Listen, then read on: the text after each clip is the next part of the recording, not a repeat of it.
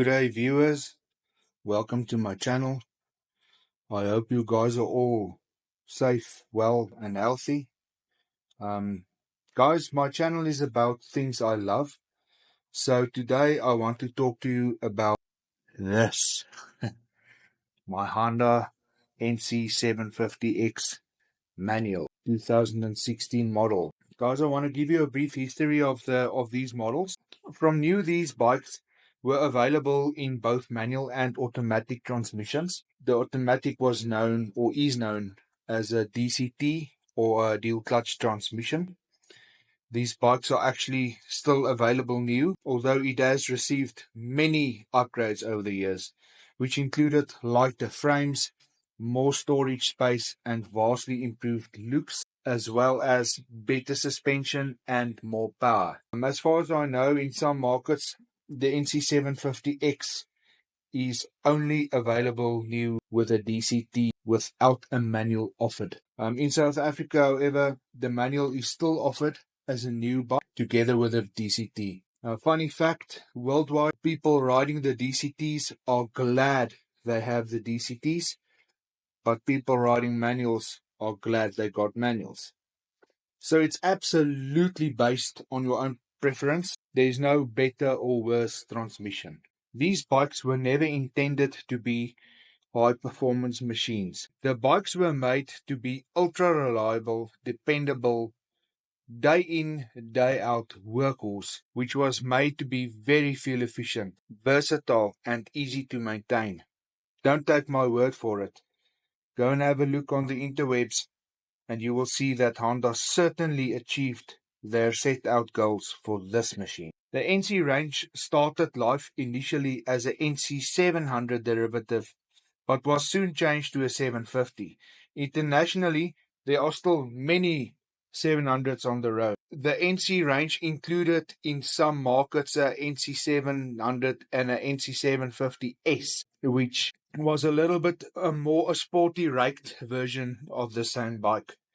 There were small changes, but it was a little bit a more sporty bike than the X version. The NC700s and 750s are by no means perfect, and there are many areas such as the brakes, the suspension, the seat, and others that could benefit from an upgrade. But these bikes will get you to your destination every single time in relative comfort while sipping almost no fuel at all, while sounding wonderful, I might add. There are several NCs worldwide that had gone way over 200,000 kilometers in harsh conditions, which are testament to their reliability. I wanted to talk about the NC750X with its parallel twin 270-degree crank.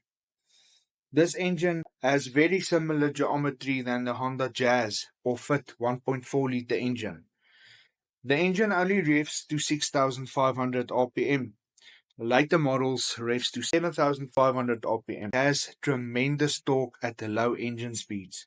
Fuel efficiency is very high, especially taking it to the open road. In-town figures had been reported from 24 to 28 kilometers per liter in town, and highway use proves 30 to 40-ish kilometers per liter, no problem. For the 750 engine, that is phenomenal. In the description, I have listed a few channels that can tell you more about their experiences with NCs such as these. Now, when I went out looking for an NC, I really wanted the DCT version, which, by the way, are quite scarce. I found this one at the Honda dealership unadvertised because it only arrived the day before. I went and had a look at it. It came with a bunch of extras such as extended screen, a large top box, handguards and a slip-on exhaust. And when I saw that it had less than $5,000 on the clock, I was hooked. I'm going to have to take the camera out now. I want to show you some of the things that makes this bike so versatile. Firstly, this extended screen. This extended screen will create the air pocket behind it, which will allow no wind push or pull on you as you ride. Secondly, the engine is tilted so much forward that it creates a massive space on top of the engine for a large frunk or trunk, whichever way you look at it. Gone are the days that I had to wear a backpack when going anywhere with a bike. I can even buy my daily bread and milk with it without the backpack. Just keep in mind, it gets hot in there. Don't buy your milk when you're far from home. My additions to my bike, these DRLs that stays on when the ignition is turned on. They're quite bright, but not enough to blind motorists at night. These fog lights that I have installed with a custom-made NC750 bracket. This radiator guard is the first thing that I've done to this bike when I purchased it. Guys, if you have a bike without a radiator guard, it's a crucial thing that you need to have in your bike. One rock will keep you stranded, and you'll have to call for help. On top here, I have a SP Connect mount kit for my phone. Unfortunately, I still need to get a new cover for my new phone. Clip in, lock. Easy as that. You have your maps right in front of you for easy viewing. Here's the frunk. It has a lot of space, and inside I have installed a USB charger. That charger will keep all my items needed to charged up, and together with the fog lights are installed through a relay that runs off a sub-harness kit available as a Honda add-on. The fuse box inside here, and the sub-harness relay will also be situated inside there with a battery. My next purchase was this hugger that includes a chain guard, because on the NC the back shock is exposed and I couldn't stomach having all that dirt thrown in there without the proper hugger on it.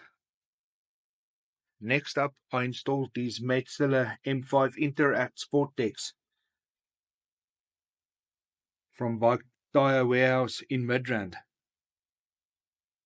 They grip fantastically well, wet and dry, and gives you the confidence you need to go into that corner. You know, there's nothing worse than having no confidence in your tire's grip. The factory D609 Dunlops that was on here had very little grip, even in the dry. I had to replace them. I got these tires for a very good deal at Bike Tire Warehouse. Link in the description. As mentioned before, this bike came with a slip-on exhaust made locally by a company named Scorch in Cape Town.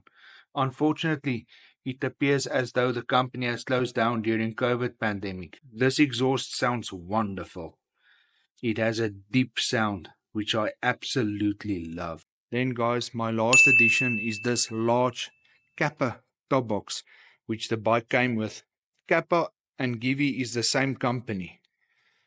This top box holds 2 helmets, which I found incredibly useful. I also want to show you beneath the back seat. Here I keep my original toolkit and a rag to wipe down my seats or anything needed. Maybe on a wet day I need to dry the seat, or on a hot day I need to cool down the seat. Fuel tank underneath the seat. And here's the original logo.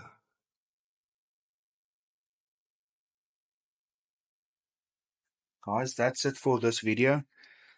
If you like this type of content, please consider subscribing to my videos. I will be bringing more similar content in the very near future. Keep safe, guys. Take care, and I'll catch you on the next one.